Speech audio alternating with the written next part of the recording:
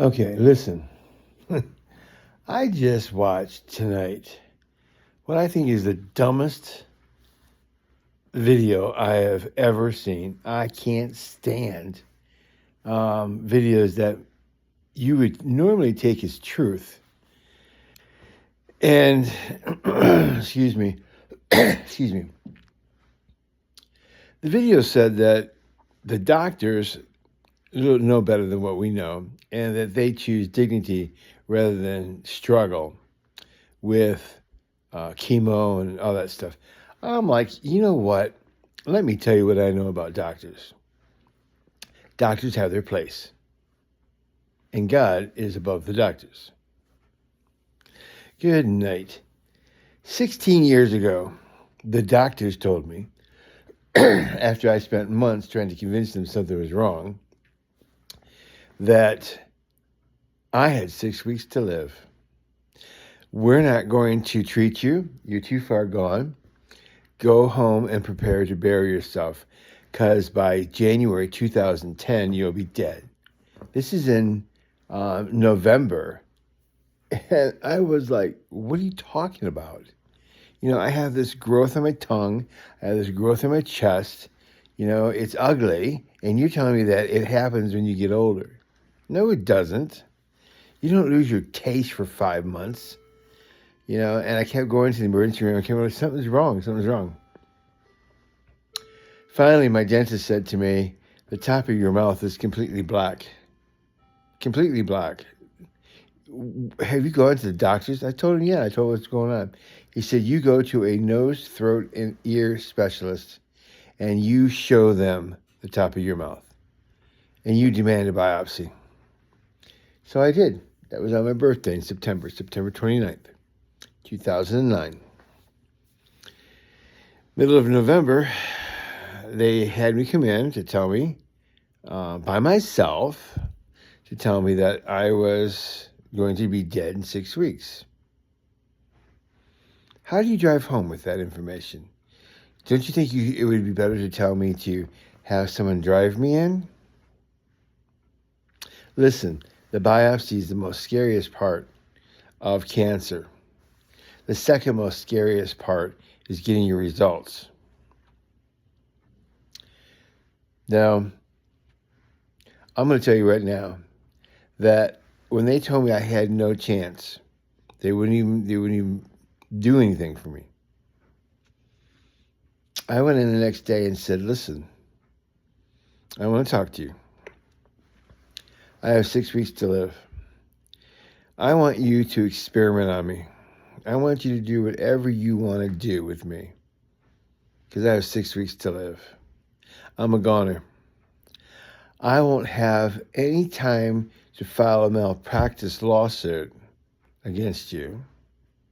So why don't you go ahead and do something, experiment, try something, learn from me. And they looked at each other, talked it over, and said, you know what, we will. And they did. That was probably the worst time I've ever had. For 6 weeks, I went under chemicals that I was breathing chemicals. The stuff they gave me had to be shipped with dry ice. I was too weak to drive there to go get it. So, because they wanted me to come get it. Well, I got to the point I couldn't do it. I was too weak. So they had it shipped overnight in dry ice. And they said, you know, you have to make sure this doesn't freeze, and this doesn't, because this can freeze and this can melt also, which will lose its potency. So, okay, so I was taking this stuff, and it was horrible, just horrible. And I took it anyways. You have to forgive all this. I have rosacea. And after a bit, they said, you know, he's responding to this. Let's go ahead and try chemo. 10.5 months later, and 2 more months after that, 10.5 months of chemo, and then I continued to have the vomiting and all that for 2 extra months. They said sometimes that happens with people. It wasn't the projectile violent vomiting that you get when you're like sick. It was mild vomiting. You know, you wake up and you have to have a trash bag in your trash bucket next to your bed because you're throwing up in it. They gave me 2 different types of medication to try to make it so I could sleep longer than 4 hours before I, started throwing up. It's part of life. Crapping on yourself is part of fighting chemo. And it happens. It happened several weeks ago, a couple weeks ago, whatever it was. At work, I had to go home. I wasn't prepared for it. I thought that I was going to have a problem, and I let my guard down. So I had to go home because I couldn't just get cleaned up and go back outside to work. I had to go home. So, it happens. My cancer's in remission most of the time. And I have to take pills all the time to keep it in remission. And I'm always fighting against it, always trying to do better. And part of life. So 16 years later, I'm still alive. Would I choose chemo? The doctors told me that with this cancer that I will have to do chemo several times.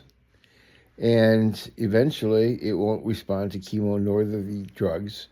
And that I will suffocate in my own fluids, drown in my own fluids, in about 2.5 weeks. I have a script for unlimited morphine and a script for hospice, who I've already met 16 years ago. They said when it happens, it'll be very, very quick. So, would I do this all over again? Would I choose to fight and have chemo and go through all this and do contrary to what I saw in this dumb video about what doctors choose? Doctors don't know everything. Contrary to popular belief, doctors don't know everything. If I had listened to the doctors, I'd be dead 16 years ago. So, no. I went to a lady whose mom had survived cancer. Unbeknownst to me, I thought it was once. She had survived cancer twice. And I asked her, well, how did she do it? And she told me. Now I'm gonna go into that later, so stay tuned because I'm gonna use some tips and some advice that I've learned about how to survive cancer, because I've survived several, including lung cancer, and I didn't even smoke. So I'm gonna give you those tips down the road here. Each one's gonna be a video because I don't want to be too intense and too long drawn out. But if you have cancer or you know somebody has cancer, you're going to want to listen to the upcoming videos because it will help you and it will help them. I went and got my PhD in cancer care ministry, specializing in helping people who have cancer and for loved ones who are helpless, feeling helpless, because their loved ones have cancer and they can't do anything. Yes, you can. You can help them survive. I'm not even kidding. I listened to this lady. She said, well, you won't follow the instructions I'm going to give you that Mom swears by. I said, yes, I will. And I did. And it was contrary to every particle of my body. Contrary. I am so the opposite. And I decided that I was going to follow it to the letter.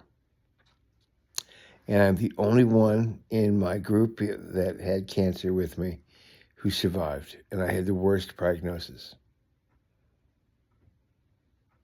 You heard me right. And I'm still here. I spoke at one of their funerals.